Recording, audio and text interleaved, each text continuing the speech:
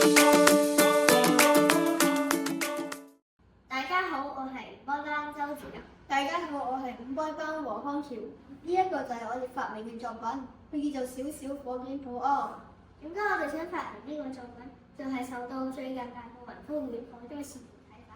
當時7棟大廈火警鐘冇響，令到居民錯過咗最佳嘅逃生時機。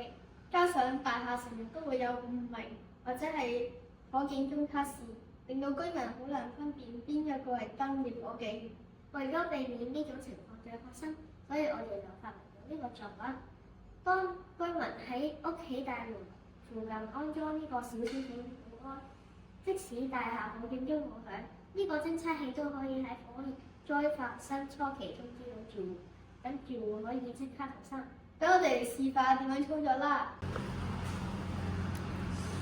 當呢個火焰偵測器感應到火嘅時候，就會觸發屋入邊嘅紅色 LED 燈，佢就會閃現，並透過 Micro-bit 蜂鳴器播放警報音效。住戶就唔使以為係火警鐘誤鳴，盡快逃生。同時，呢個人體紅外感應器、手機同埋火焰偵測器之間建立咗物聯網系統。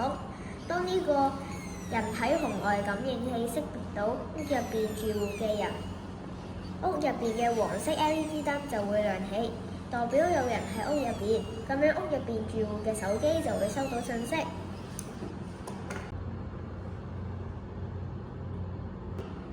相信呢一個發明可以幫助到聽障人士，佢哋可能喺火警發生嗰陣，佢哋聽唔清楚出邊嘅火警鐘，所以手機嘅即時信息就會幫到佢哋即刻逃生。